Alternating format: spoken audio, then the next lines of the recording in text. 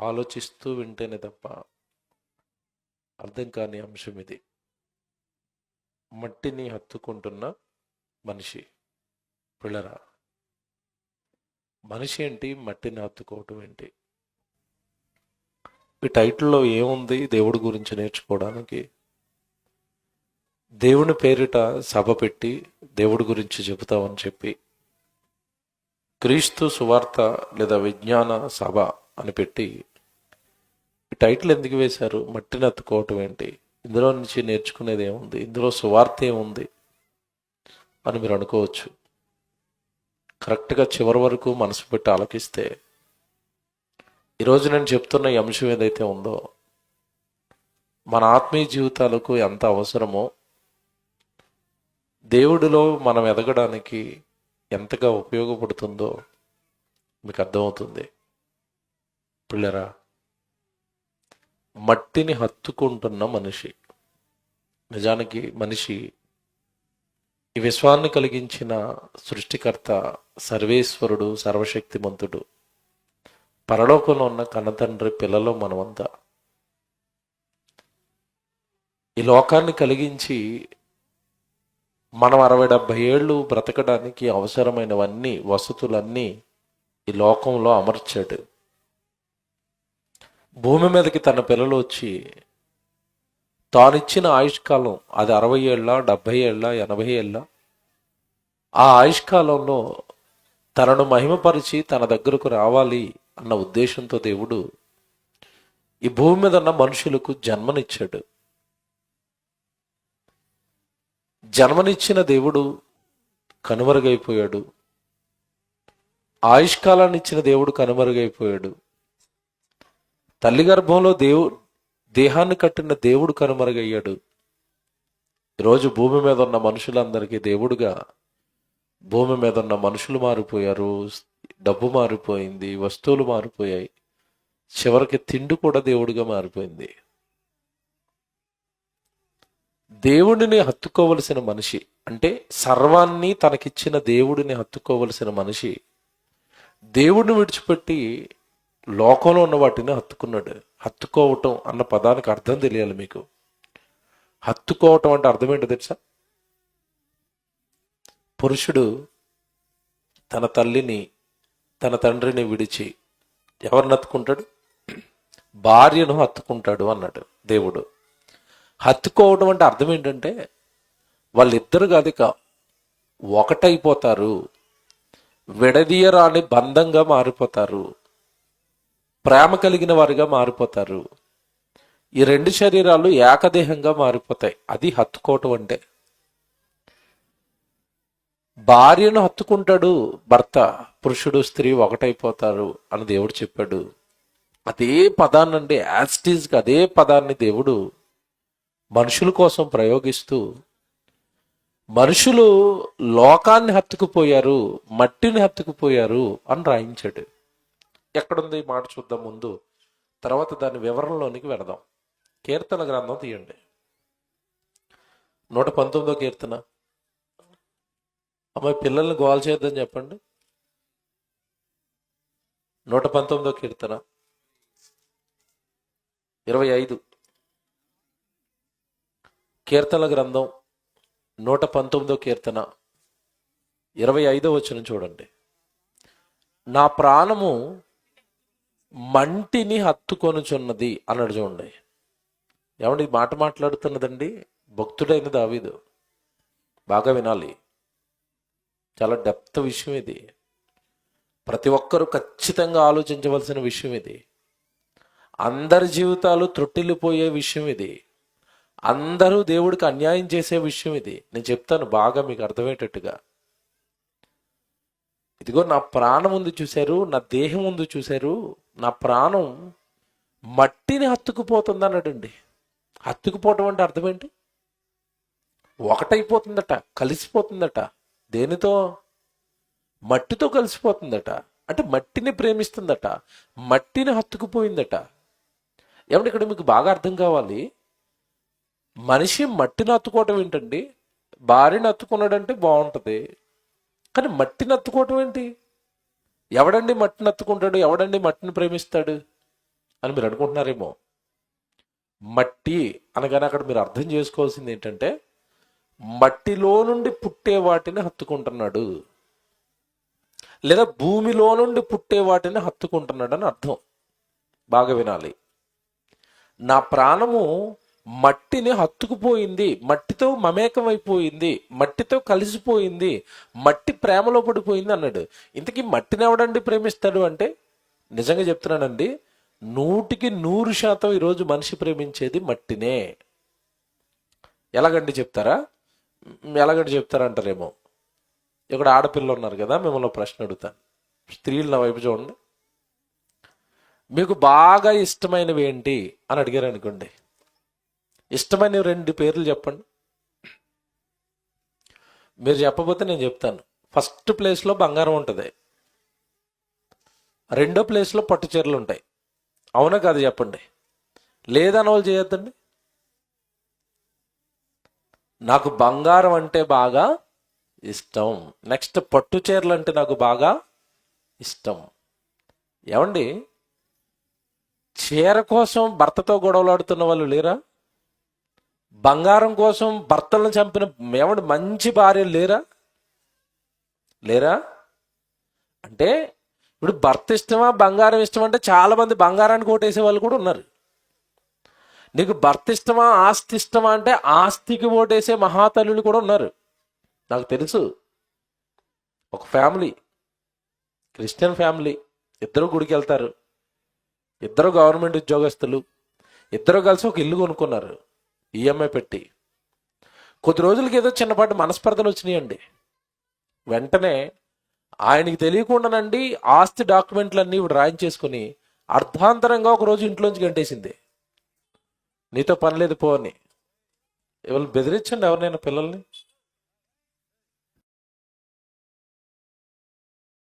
రాళ్ళు ప్రియులరా,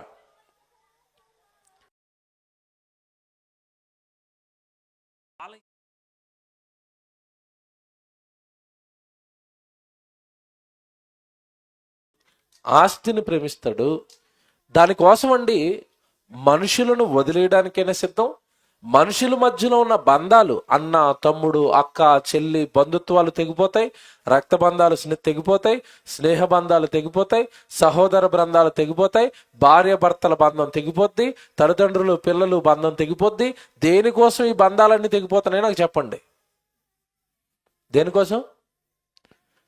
డబ్బు కోసం, ఇల్లుల కోసం, పొలాల కోసం, ఆస్తుల కోసం కొట్టుకుంటున్న వాళ్ళు, తిట్టుకుంటున్న వాళ్ళు, చంపుకుంటున్న వాళ్ళు, విడిపోయిన వాళ్ళు, కోర్టులకు ఎక్కిన వాళ్ళు, పోలీస్ స్టేషన్ చుట్టూ తిరుగుతున్న వాళ్ళు లేరా? ఉన్నారా? ఉన్నారు. ఇప్పుడు నేను మాట్లాడుతాను. ఇప్పుడు ఆస్తి ఇష్టమా భర్త ఇష్టమా అంటే ఆస్తికి ఓటేసిన ఈవిడ ఇప్పుడు దేవుడు వచ్చి నేను ఇష్టమా ఆస్తి ఇష్టమా అంటే దేనికి ఓటేస్తా చెప్పాలా? ఇప్పుడు కనబడుతున్న భర్తనే పట్టించుకోదు. ఏమంటే ఒకే గర్భంలో వచ్చిన తమ్ముడు అన్నయ్య వీళ్ళే విడిపోయారు ఏమంటే ఆస్తి కోసం, ఇదే ఇష్టం అంటున్నారు. అలాంటిది దేవుడు వచ్చి నేను ఇష్టమా ఆస్తి ఇష్టం అంటే దేనికి వేస్తారు ఓటు చెప్పాలి నాకు? మట్టికి వేస్తారు. మీరు బంగారం అంటారు, నేను మట్టి అంటాను. మీరు ఆస్తి అంటారు, నేను మట్టి అంటాను. మీరు బట్టలు అంటారు, నేను మట్టి అంటాను. మీరు పొలాలు అంటారు, మీరు మట్టి అంటాను. ఎందుకంటానంటే ఏది పుట్టినా సరే ఎక్కడి నుండి పుడుతుంది తెలివిగా ఆలోచించండి. బంగారం ఎక్కడ దొరుకుతుంది అని అడగండి ఎవరినైనా. చాలా మందికి బంగారం పెట్టుకోవడం తప్ప అది ఎక్కడ దొరుకుతుంది కూడా తెలీదు. బంగారం మట్టి లోపల దొరుకుతుంది, వెండి మట్టి లోపల. అంటే ఏది పుట్టినా దేంట్లోంచి పుడతాయి? మట్టిలో నుంచి పుడతాయి. తిరిగి మీరు మట్టిలో వేస్తే ఏదైనా సరే మళ్ళీ ఏమైపోద్ది? మట్టి అయిపోతుంది. తెలుసా మీకు? ఐరన్ ఇల్లు కట్టారు కదా, ఐరన్ రాడ్లు ఎక్కడ దొరికినాయి అని అడగండి. మట్టి కొండలు అవి, ఐరన్ ఓర్స్ అవి, ఐరన్ మట్టి కొండలు అవి. అందులో దొరికిన ఆ మట్టిని మిషన్లో వేసి కరిగించి ఐరన్ అంతా బయటికి తీసి వేడి చేసి కరిగించి రాడ్ వేస్తే రాడ్ అవుతుంది. ఇక ఏ విధంగా కావాలంటే స్టీల్, ఐరన్ ఆ విధంగా మలుచుకోవచ్చు దాన్ని. అంటే ఒక సిమెంట్ వచ్చినా, ఇటకొచ్చినా, ఏమండి ఐరన్ వచ్చినా, బంగారం వచ్చినా, వెండి వచ్చినా, అలాగే మేము కట్టుకుంటున్న బట్టలు వచ్చినా అన్నీ కూడా ఎక్కడి నుంచి పుడతాయి? ఎక్కడి నుంచి పుడతాయి తెలుసా? మట్టిలో నుంచే పుడతాయి. బట్టలు ఎక్కడి నుంచి వస్తాయి చెప్పండి? బట్టల యొక్క మూలం తెలుసా మీకు? బట్టలు ఎక్కడి నుండి వస్తాయి? పత్తి దారాలు చేసి దారాలతో ఏం చేస్తారు? బట్టలు తయారు చేస్తారు. పత్తి ఎక్కడి నుంచి వచ్చింది చెప్పండి? ఎక్కడి నుంచి పుట్టింది? మట్టిలో నుండి. ఆహారం ఎక్కడి నుండి పుట్టింది? మట్టిలో నుండి. పోనీ ఇవన్నీ మీకు అర్థం కాకపోతే ఈ నోటు చూపిస్తున్నాను చూడండి, కనబడుతుంది అందరికీ? ఏంటి చెప్పండి ఇది? బాగా ఆలోచించి చెప్పండి. ఏంటిది? అమ్మ మాట్లాడండి. ఏంటిది? నోటు, డబ్బులు. 10 రూపాయల నోటు కదా అది. ఇదేంటో చెప్పాలి. ఇదేంటిది? ఇదేంటమ్మా? పేపరు. ఇదేంటమ్మా? దీని పేపర్ అన్నాకే భయం మీకు, నాకు తెలుసు. విచిత్రం ఏంటంటే ఇది కూడా పేపరే. ఇది కూడా పేపరే. ఈ రెండు కూడా ఎక్కడి నుంచి పుడతాయి తెలుసా? చెట్టు. పేపర్ని చెట్టుతో తయారు చేస్తారు. చెట్టు నుండి పేపర్ని తయారు చేస్తారు. పేపర్ చెట్టు అనేది సెపరేట్గా ఒక చెట్టు ఉంటుంది. ఆ చెట్టుతో ఈ పేపర్లు తయారు చేస్తారు. దీని మీద గవర్నర్ గారు సంతకం పెట్టి గాంధీ గారి బొమ్మ ఉంది కనుక దీనికి ఏమో డబ్బు అని విలువ ఇస్తాం, ఈ పేపర్కి ఏమో మనం విలువ ఇవ్వం. కానీ ఈ రెండు పుట్టింది ఎక్కడి నుంచి అనుకుంటున్నారు? చెట్టులో నుంచి తయారు చేసారు ఈ రెండు. చెట్టు ఎక్కడి నుంచి వచ్చింది? మట్టిలో నుండి. అంటే సమస్తము దేంట్లోంచి పుడుతున్నాయి? మట్టిలోంచి పుడుతున్నాయి. ఏమండి ఇది చిన్న నోటు కాబట్టి మీరు పెద్ద పట్టించుకొని నా దగ్గర పెద్ద నోటు తెచ్చుకోవడం మర్చిపోయి అలా ఒక 500 నోటు కానీ అలా కింద పడిపోయింది, మీరు దాని మీద కాలు ఇస్తారు, ఏం చేస్తారు చెప్పండి? చాలామంది ఏం చేస్తారు? ఇగో పెద్ద నోటు వచ్చింది, అమ్మ నోటు కనపడుతుందా? 100 రూపాయల నోటు ఇది కింద పడిపోయింది, మీరు చూసుకోకుండా తొక్కేశారు. ఏం చేస్తారు? వెంటనే థ్యాంక్స్ అని ఏం చేస్తారు? ఇలా తీసి ఒకసారి ఇలాగ అనుకుని అలాగ భద్రంగా మళ్ళీ ఇంకోసారి చూసుకుని. ఏమంటే ఎప్పుడైనా బైబిల్కి అలా నమస్కారం పెట్టారా? బైబిల్ నుండి కొంతమంది కింద ఎడతారండి, పాస్టర్ గారు లెగమన్నప్పుడు ఆరాధన చేయడానికి లెగుతారు, ఎగురుతూ గెంతుతూ బైబిల్ తానేస్తా ఉంటారు. వీళ్ళు ముందే ఉంటుంది బైబిల్, కింద తొక్కుతారు. బైబిల్కి ఎప్పుడైనా ఇలాగ అన్నారా? వాక్యం అది, దేవుడు మాట అది అంటారా? అనరు. ఇప్పుడు నాకు బాగా మీరు లోతుగా ఆలోచిస్తే మన ప్రాణం ఎక్కడో దేవుడి కంటే, దేవుడు వాక్యం కంటే దేన్ని బాగా ఇష్టపడుతుంది? దేన్ని ఇష్టపడుతుంది? డబ్బులు ఇష్టం, బంగారం ఇష్టం, వెండి ఇష్టం, ఆస్తులు ఇష్టం, పొలాలు ఇష్టం, ఇల్లులు ఇష్టం. దేవుడు ఇవన్నీ తర్వాత అండి. ఆయన అంతేనా? లేదా ఆయనే ముందు ఇవన్నీ తర్వాత అన్నవాళ్ళు ఎవరన్నా ఉంటే చేయొద్దండి. నాకు చిన్న కోరిక ఉంది, మిమ్మల్ని అడుగుతాను. ఎవరు ఉండరండి ముందు ఇవన్నీ, తర్వాత ఎవరు? దేవుడు. ఆ మాట చదవండి ఇప్పుడు. కీర్తనల గ్రంథం 119వ కీర్తన 25 చదవండి జాగ్రత్తగా. నా ప్రాణం. ఇంతకీ ప్రాణం ఎవరిచ్చారు? ఏమండి ప్రాణం ఎవరిచ్చారు? దేవుడిచ్చాడు. నిజమేనా? ఏదో దేవుడి సన్నిధిలో ఉన్నారా, ఆయన పేరు చెప్పకపోతే బాగోదని చెప్తున్నారా? ఏమండి ప్రాణం ఎవరిచ్చారు? తల్లి గర్భంలో ఈ దేహం కట్టింది దేవుడు, నీకు చేతులు చేసింది దేవుడు, నీకు చక్కటి ఆకారం చేసింది దేవుడు, నిన్ను భూమి మీదకి నడిపించింది దేవుడు. ఏమంటే మాట్లాడుతాను, మీ ఊరు వి అప్పాపురం కదా. ఇది నేను ఈ వి అప్పాపురం అనే ఊర్లో నేను పుట్టాలి అని మీరు ఏమైనా డిసైడ్ చేసుకున్నారా? మీరు అనుకుంటే పుట్టారా? మిమ్మల్ని దేవుడు పుట్టించాడా? దేవుడు పుట్టించాడు. మీరు స్త్రీగా పుట్టాలా, పురుషుడిగా పుట్టాలా మీరు నిర్ణయించుకున్నారా? దేవుడు నిర్ణయించాడా? దేవుడే నిర్ణయించాడు. అసలు ఒక రకంగా చెప్పాలంటే ఈ జీవితానికి మీకు ఎటువంటి సంబంధం లేదు. అసలు మీరు పుడతారా అన్న సంగతి కూడా మీకు తెలీదు. తెలుసా? నాకు ముందే తెలుసు అన్న వాళ్ళు చేయొద్దండి. తెలీదు. అంటే జీవితం ఎవరిచ్చారు ఇప్పుడు? ఇది దేవుడు ఇచ్చాడు. ఈ చక్కటి విశ్వాన్ని ఎవరు కట్టారు ఇప్పుడు? దేవుడు కట్టాడు. పొద్దున్నే వస్తున్న సూర్యుడు, రాత్రి అయిపోగానే వచ్చి చక్కటి వెన్నెల, ఏమంటే కాలానుగుణంగా మారిపోతున్న కాలాలు, వర్షాకాలం, శీతాకాలం, ఎండాకాలం, ఇవన్నీ కాలాలు నడిపిస్తూ, సూర్యుడిని మండిస్తూ, నువ్వు పంటలు వేస్తే ఆ పొలాలు పండిస్తూ, నీ కడుపు నింపుతూ, నీ ఆకలిని తీరుస్తూ, నీకు ఆరోగ్యం ఇచ్చి, నీకు ఆక్సిజన్ గాలిచ్చి, ఇన్ని రకాలుగా దేవుడు కష్టపడి ఈ ప్రాణాన్ని నిలబెడుతుంటే, అంతేనా? ప్రాణం నిలబడాలంటే నేను చెప్పినవన్నీ జరగాలి, అవునా కాదు చెప్పండి? సూర్యుడు వస్తేనే మన సకల కోటి ప్రాణులకు ప్రాణం ఉంటుంది. ప్రాణం నిలబడాలి అంటే పొద్దున్నే రోజు ఎవరు రావాలి? సూర్యుడు రావాలి. సూర్యుడు లేకపోతే మనుషులు ఉండలేరు, జీవులు ఉండలేరు. ఏ జీవరాశి బతకదు, అన్ని చచ్చిపోతాయి. తెలుసా మీకు? చదువుకున్న పిల్లలను అడిగితే చెప్తారు. చదువుల్లో ఇవన్నీ చెప్పారు, సూర్యుడు ఉంటేనే మనం అందరం బ్రతుకుతున్నామని. కానీ సూర్యుడిని ఎవరు రప్పించారంటే అతనికి తెలియదు పాపం, మాస్టర్కి. అంటే మానవ మనుగడ లేదా ఈ ప్రాణం నిలబడాలి, ఈ ప్రాణంతో నువ్వు ఉండాలి అంటే ప్రాణాన్ని నిలబెడుతున్నది ఎవరిప్పుడు? దేవుడు. ఇప్పుడు ప్రాణం దేవుడే ఇచ్చి ప్రాణాన్ని దేవుడే నిలబెడుతుంటే ఈ ప్రాణం ఎవరిని హత్తుకోవాలి? ఎవరిని హత్తుకోవాలి? దేవుడిని హత్తుకోవాలి. కానీ ప్రాణం ఎవరిని హత్తుకుందట? చూసారా ఎంత దారుణం అండి ఇది. ప్రాణం మట్టిని హత్తుకోవడం ఏంటండి? దేహం మట్టిని హత్తుకోవడం ఏంటండి? మట్టినిచ్చిన ఆయన్ని కదండి హత్తుకోవాలి, సర్వం ఇచ్చిన ఆయన్ని కదండి హత్తుకోవాలి.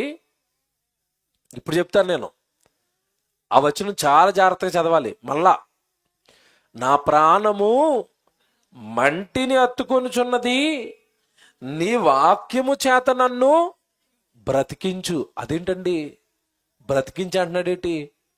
నీ వాక్యంతో కొంచెం నన్ను బ్రతికించి అంటున్నాడేంటి అంటే, ఈ మట్టిని హత్తుకొన్నవాడి ప్రాణానికి ఏదైనా ప్రమాదం ఉందా? ఏదైనా నష్టం ఉందా? ఉంది. ఒకడు సిరికిని దేవునికిని దాసులుగా ఉండనేరరు. ఉంటే అటువైపు ఉండు, లేదంటే ఇటువైపు ఉండు అన్నాడు దేవుడు అన్నాడు. ఇప్పుడు అటువైపు ఉండిపోయాడు అన్నాడు. వాడి పరిస్థితి ఏంటి చెప్పండి? అంటే అటువైపు అంటే ఈ మట్టినే ప్రేమించుకున్నాడు, నువ్వు అవసరం లేదు దేవా అన్నాడు. అలాగ అన్నాడు బైబిల్లో ఒకడు. ఎవరు? అపోస్తులుల 12 మందిలో ఒకడు, ఇస్కరియోతు యోధ. మిగతా 11 మంది సేవ అంటుంటే ఈడు నాకు డబ్బు సంచుంటే చాలు అంటున్నాడు. చివరికి యేసుప్రభుని 30 వెండి నాణాలకి అమ్మేశాడు. అవునా? నేను అంటాను 30 వెండి ముద్దలకు అమ్మేశాను అంటాను, 30 మట్టి ముద్దలకు అమ్మేశాను అంటాను నేను. వెండి అని ఆడి కళ్ళకు ముందు కనబడుతుంది.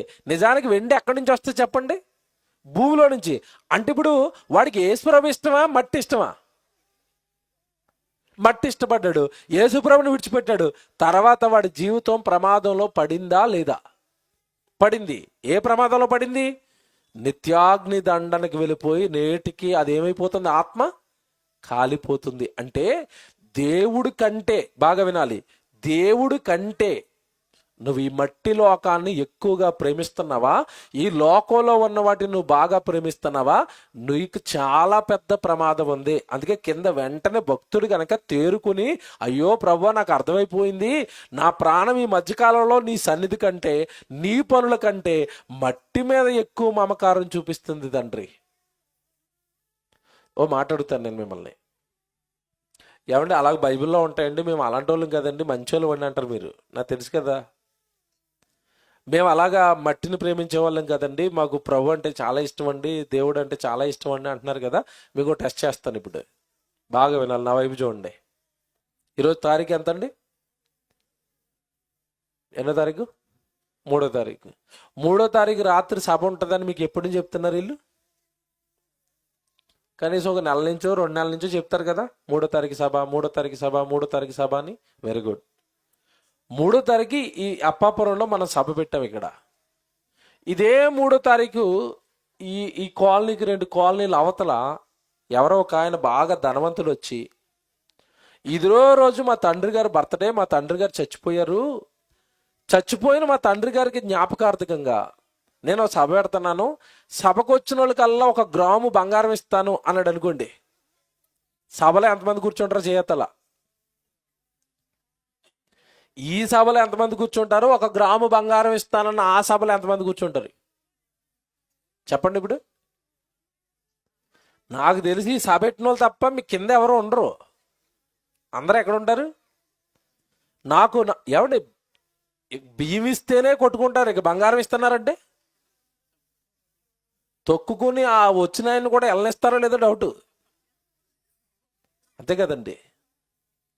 ఇప్పుడు ఇక్కడ దేవుడు సభ, దేవుడు వాక్యం, నిన్ను పుట్టించిన దేవుడు వస్తాడు. సభ అనేసకండి ఇద్దరు ముగ్గురు ఎక్కడ ఉంటే అక్కడ దేవుడు ఉంటానన్నాడు. ఇప్పుడు ఇక్కడ ఎవరున్నారు చెప్పండి? దేవుడు అన్నాడు. దేవుడున్న సభలో కూర్చోకుండా నువ్వు బంగారం తెచ్చుకోవడానికి వెళ్ళిపోతున్నావు అంటే ఇప్పుడు నీకు దేవుడు అంటే ఇష్టమా, బంగారం అంటే ఇష్టమా? పోనీ అది అంత వద్దండి, అది మీకు అర్థం అవ్వదు. ఈ గ్రామాల్లో మీరు ఇప్పుడు నాకు తెలిసి పనికి వెళ్తారు, మిరపకాయ పనుకో, పొగాకు కొట్టడానికో, మొత్తం మీద ఏవో పనులు జరుగుతాయి. ఇప్పుడు ఈ రాత్రి కూడా డ్యూటీ చేస్తే 2000 ఇస్తాను అన్నాడు అనుకోండి, ఎంతమంది సభకు వస్తారు మీరు చెప్పండి? 2000 సభ, గ్రామ్ బంగారమా సభ అంటే మనం ఎటువైపు వెళ్ళిపోతాం చెప్పండి? మనం ఎటు ఒకటి వేసేస్తాం. సభలు ఎప్పుడు జరుగుతాయండి? ఆ వాక్యాలు ఎప్పుడు వింటామండి? ఆ పెట్టుబడులకి పని లేదండి, ఆ చెప్పి ఆయనకి పని లేదండి. 2000 పోతే మళ్ళీ వస్తాయిటండి. అంతే కదండి. మనకి దేవుడు ఇష్టమా, డబ్బులు ఇష్టమా? దేవుడు ఇష్టమా, మట్టి ఇష్టమా? అంటే ఏది ఇష్టం మనకి చెప్పండి? బాగా బంగారం, వెండి, డబ్బు ఇవన్నీ మట్టిలో నుంచి వచ్చాయి.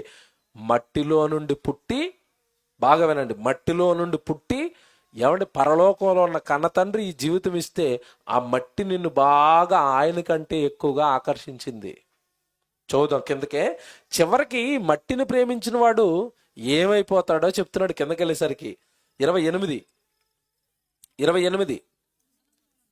వ్యసనముల వలన నా ప్రాణము నీరైపోయెను, నీ వాక్యము చేత నన్ను స్థిరపరచుము. చివరికండి ఈ మట్టిని ప్రేమించిన వాడు చివరికి ఏమైపోతాడంటే వ్యసనపరుడుగా మారిపోతాడు. వ్యసనముల వలన నా ప్రాణము నీరైపోయెను. ఏమంటే వ్యసనాలతో ప్రాణం నీరైపోతుందా? నీ వాక్యము చేత నన్ను మరలా నువ్వేం చేయాలంటున్నాడు? స్థిరపరచు తండ్రి. అమ్మ జాగ్రత్తగా వినండి. వ్యసనపరుడికి ప్రాణం నీరైపోతుందండి. అంటే శాంతి ఉండదు, సమాధానం ఉండదు, నెమ్మది ఉండదు వ్యసనపరులకి. మీరు ఇక్కడ బైబిల్ చాలా డెప్త్, బైబిల్ పైన ఆలోచిస్తే ఏమి అర్థం కావు. వ్యసనాలు అనగానే మీకు ఏం తెలుసు చెప్పండి? మద్యపానం వ్యసనం, ధూమపానం వ్యసనం, గుట్కా వ్యసనం, తంబాకు వ్యసనం, సిగరెట్ వ్యసనం, చుట్ట వ్యసనం. ఇయ్యనా వ్యసనాలు అంటే మీకు తెలిసినవి. ఈ వ్యసన పరులు ఆల్రెడీ ఎలాగైపోతారు? వాళ్ళ ప్రాణం ఎప్పుడో నీరైపోద్ది. ఎందుకంటే వాళ్ళ ప్రాణం ఇంక లేవదిక. ఎందుకంటే ఈ వ్యసనాలకు అలవాటు పడిపోయిన వాళ్ళ జీవితం ఎలాగుంటుందంటే టైంకి అది లేకపోతే ఉండలేడిక వాడు. మందు తాగుతున్న వాడికి ఒక రోజు మందు దొరకలేదు అనుకుంటే ఎలాగుంటుంది? మీకు తెలుసో లేదో, కరోనా టైంలోనండి హైదరాబాద్లో బ్రాందీ షాపులు మూసేస్తే వాడు ఏం తాగాలో తెలియకండి అప్పట్లో చేతులకు రాసుకోవడానికి ఒకటి వచ్చేది, శానిటైజర్ తాగేశాడు. కుర్చీలు కూడా తాగేశారా? చాలా చోట్ల అండి. ఆడికి మందు దొరకి ఏం తాగాలో తెలియక ఈ చేతులకు రాసుకునే లిక్విడ్ కెమికల్ తాగేసాడు. నిషా కావాలి, లేదు మరి ఏదో ఒకటి తాగేయటం. ఇంకా ఎందుకు వాడు అలా మారిపోయాడంటే వ్యసనములతో వాడి ప్రాణం ఏమైపోయింది? నీరైపోయింది. నాకు తెత్తావా లేదురా మందు అంటుంది అది, నాకు తెత్తావా లేదురా సిగరెట్ అంటది. ఏమంటే ఇప్పటి వరకు నేను ఈ వ్యసనాలన్నీ ఎవరికి ఉంటాయంటే పురుషులకి. మరి స్త్రీలకి ఏమి వ్యసనాలు ఉండవా? బాగా వినాలి. భలే తిడుతున్నారండి వాళ్ళని, అలాగే తిట్టండి అనుకుంటున్నారేమో మీరు. మీ చిట్ట బయట పెడతాను ఇప్పుడు నేను. వ్యసనము అంటే అలవాటు ఏంటంటే అర్థం ఏంటంటే, వ్యసనము అంటే అర్థం ఏంటంటే అది లేకపోతే నేను ఉండలేను, దాన్నే ఏమంటారు? వ్యసనం అంటారు. బాబు వీడియో వేశాను, నన్ను రెడీ చేయి. స్త్రీలకి వ్యసనాలు లేవా అంటే ఉన్నాయి. ఏంటి వ్యసనాలు చెప్పండి? బీరువా నిండా పురుషుల బట్టలు ఎక్కువ ఉంటాయా, స్త్రీల బట్టలు ఎక్కువ ఉంటాయా? ఆగు నన్ను ఎద్దు కానీ, వీళ్ళకి చెప్పిన తర్వాత కదా చూపించాలి. నా వైపు చూడండి, లైట్లు వేసేయండి నాన్న, అప్పుడు వేయొద్దు, నేను చెప్తాను, చెప్పిన తర్వాత ఎత్తుగా నన్ను. అమ్మ నా వైపు చూడరా. ఒక ఇంట్లో బీరువా ఉంటే బీరువాలో పురుషుల బట్టలు ఎక్కువ ఉంటాయా, స్త్రీల బట్టలు ఎక్కువ ఉంటాయా? అన్ని ఎందుకు కొన్నారని అడుగుతాను నేను. మీ దగ్గర ఆన్సర్ లేదు, నేను చెప్తాను. అది మీకు వ్యసనం లో ఉండాలి. ఏ మోడల్ మారిపోతే ఆ మోడల్ మా ఇంట్లో ఉండాలి. కట్కి వేరే రంగులు, అసలు మూతులు చూస్తుంటే చూడలేకపోతున్నాం. ఎంత తక్కువ మాట్లాడుకుంటే అంత బెటరు. చూడలేకపోతున్నాం. చక్కటి దేహం ఇచ్చాడండి దేవుడు, చాలా అందంగా ఉంటారు చూడడానికి. ఏవేవో ఈ వ్యసనాల్లో పడిపోయి పిచ్చిలో పడిపోయండి. మేకప్లు. ఏమంటే ఒక భర్త అంటున్నాడు, నా భార్యకండి ఓన్లీ ఈ మేకప్ మెయింటెనెన్స్కే నెలకు 10,000 అవుతుంది అంటున్నాడు. నా జీతంలో సగం ఆవిడ మెయింటెనెన్స్ సరిపోతుందండి. ఏంటోనండి ఆవిడ పిచ్చి ఏంటోనండి. పిచ్చి కాదు, బైబిల్లో దేవుడు చెప్తున్నాడు. అది ఏంటో తెలుసా? వ్యసనం. రాత్రిపూట కూడా మేకప్ వేసుకుని పడుకుంటుందట ఒక ఆవిడ. ఈ మేకప్ పిచ్చి మనుషులకి ఎంతగా పట్టిందో వీడియో చూస్తారా? ఇప్పుడైనా లైట్లు ఆపేయి చూడండి జాగ్రత్తగా. సౌండ్ ఉంటుంది నాన్న, ఇయ్యి వెనకాల ఏదో సౌండ్ ఉంటుంది దానికి. ఆ మనిషి ఎక్కడుంది చూడండి. ఎక్కడుంది ఆవిడ? అమ్మ ఎక్కడుంది ఆవిడ? ఐసీలో చచ్చిపోతే ఇక. Não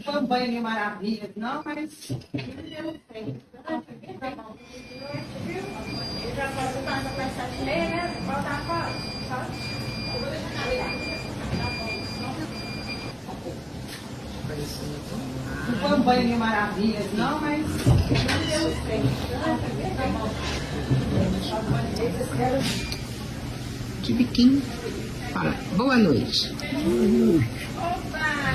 దేవుడు ఉన్నాడేమో, నా మీద ఏమైనా పాపాలు ఉంటే నరకానికి పోతానేమో భయం ఉందండి.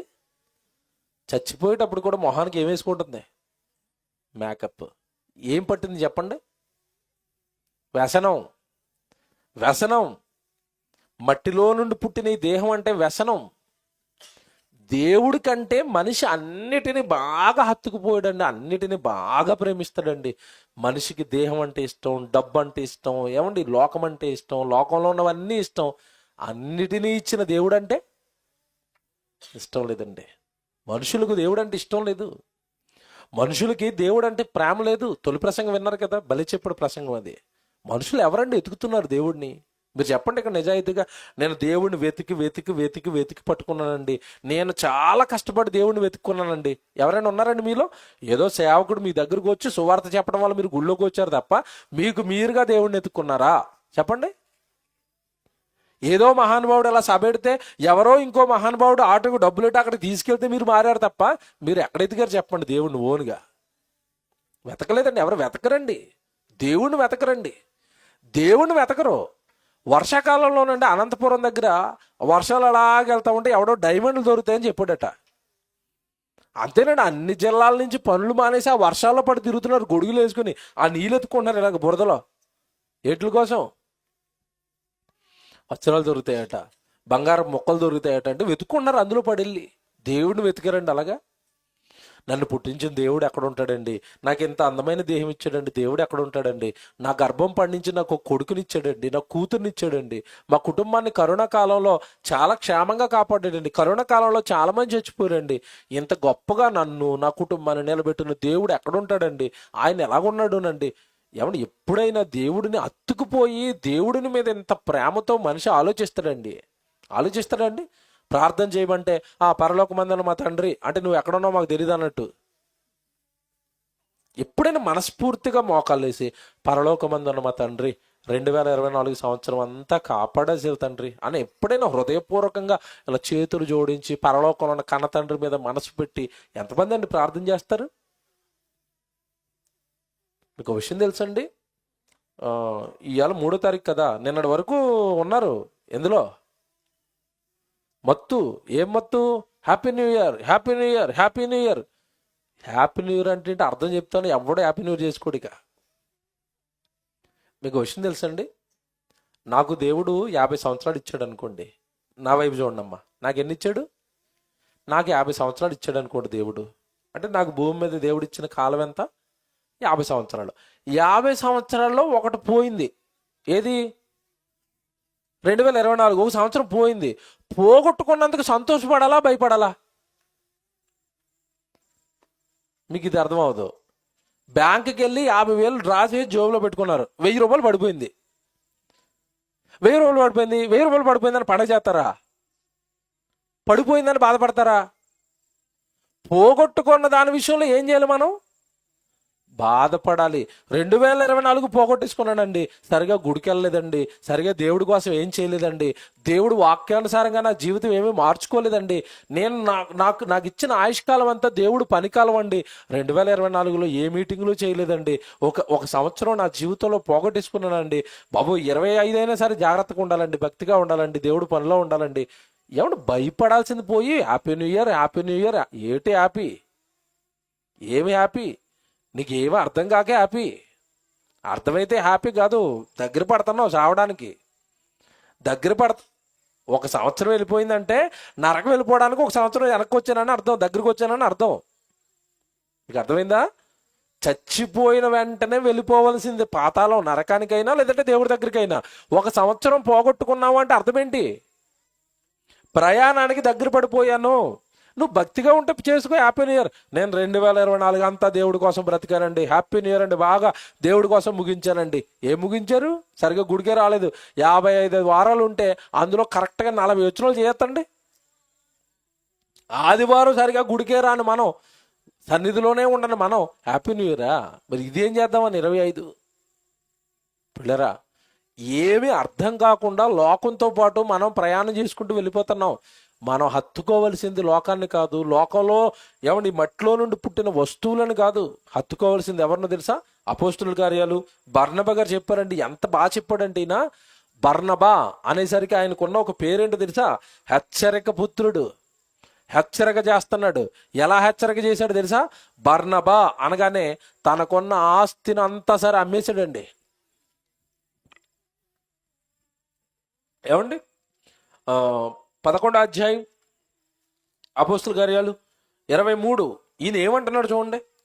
ఆస్తి అమ్మేశాడండి దేవుడి కోసం, అన్ని దేవుడి కోసం దారాదత్తం చేశాడు, సేవకుడిగా మారిపోయాడు, పౌలు గారికి వెనకాల సహకారిగా మారిపోయాడు. ఆయన ఏమంటున్నాడు చూడండి ఇది. అతడు వచ్చి దేవుని యొక్క కృపను చూచి సంతోషించి ప్రభువును స్థిర హృదయముతో హత్తుకొనవలెనని అందరిని ఏం చేశాడట? హెచ్చరించాడు. ఏమి హెచ్చరిస్తున్నాడండి? డబ్బును హత్తుకోమన్నాడా? యేసుప్రభు మీకు ధనం ఇస్తాడు, బాగా ధనాన్ని హత్తుకోండి అన్నాడా?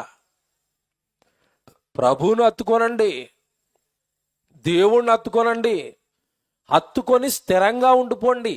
మీరు ఇందా చదువుకున్నారా 28వ వచనంలో? అక్కడ ఏమంటాడు తెలుసా?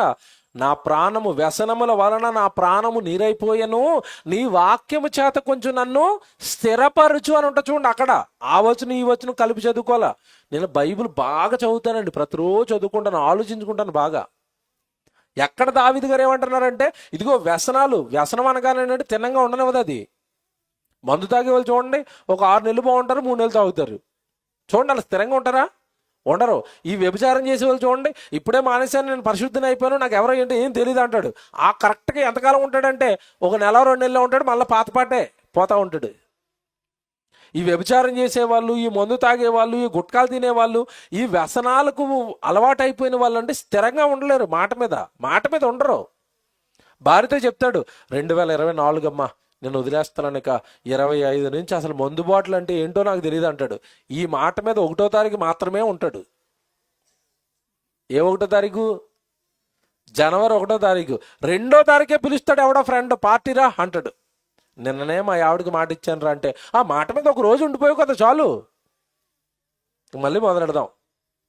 స్థిరంగా ఉంటారా? వ్యసనాలు పాలైన వాడు స్థిరంగా ఉంటాడా? ఉండడు. అందుకే అక్కడ అంటున్నాడు దావీదు గారు, నా ప్రాణం వ్యసనములతో నీరైపోతుంది, నీ వాక్యముతో నన్ను ఏం చేయాలి? స్థిరం స్థిరం స్థిరం, కదలకుండా, నీ పనిలో నుంచి కదలకుండా, నీ వాక్యంలో నుంచి కదలకుండా, భక్తిలో నుంచి కదలకుండా, నీ సన్నిధిలో నుంచి కదలకుండా నన్ను స్థిరపరిచే తండ్రి, ఈ లోకం నాకు వద్దు తండ్రి. ఎంత బాగుందండి పిల్లరా. ఈ లోకంలో ఉన్న వాటి కోసం దేవుణ్ణి విడిచిపెట్టేస్తున్నారా? ఈ లోకంలో ఉన్న వాటి మీద మమకారంతో దేవుడి సన్నిధి మానేస్తున్నారా? ఈ లోకంలో ఉన్న వాటి మీద మమకారంతో వాక్యాన్ని మీరుతున్నారా?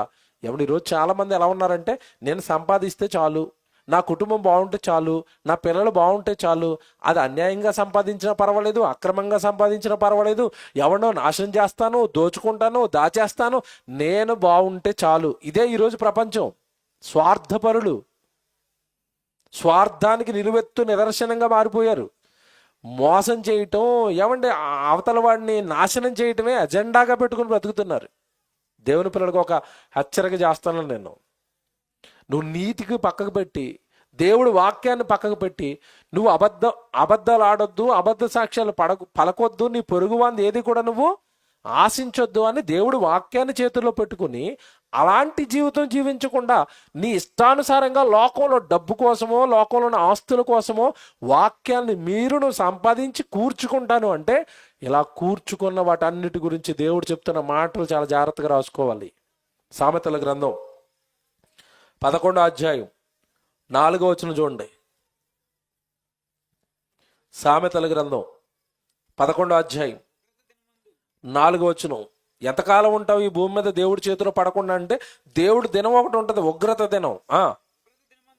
దేవుని యొక్క ఉగ్రత దినమందు ఆస్తి అక్కరకు రాదు. ఆ పదవండర్లు ఏం చేయండి. అక్కరకు రాదు అంటే ఉపయోగపడదు. దేవుడికి కోపం వస్తే ఆ కోపం ముందు, ఆ ఉగ్రత ముందు నీ ఆస్తిని నేమి కాపాడదు, ఆస్తి నిన్ను రక్షించదు. చాలా మంది పిచ్చి నమ్మకం ఏంటంటే, డబ్బులుంటే మేము హ్యాపీగా ఉంటాం, ఏమంటే ఇల్లులుంటే హ్యాపీగా ఉంటాం, ఆస్తులుంటే హ్యాపీగా ఉంటాం, డబ్బుంటే చాలు, ఆస్తులుంటే చాలు అనుకుంటున్నారు. నీకంటే ఎక్కువ సంపాదించిన వాళ్ళు, కోటాను కోట్లు, ఎకరాల వందల ఎకరాల భూములు సంపాదించిన వాళ్ళు హఠాత్తుగా చనిపోయి అన్నీ ఇక్కడే విడిచిపెట్టి వెళ్ళిపోతున్నారు. ఏం పట్టుకెళ్దామని? దేవుడిని విడిచి మరీ ఆ లోకంలో పడిపోయావు. దేవుడు వాక్యానికి విరుద్ధంగా సంపాదిస్తున్నావు, అన్యాయాలు చేసి, అక్రమాలు చేసి ఏం చేసుకుందామని దాంతో. ఎంత బాగా చెప్తున్నాడు చూడండి.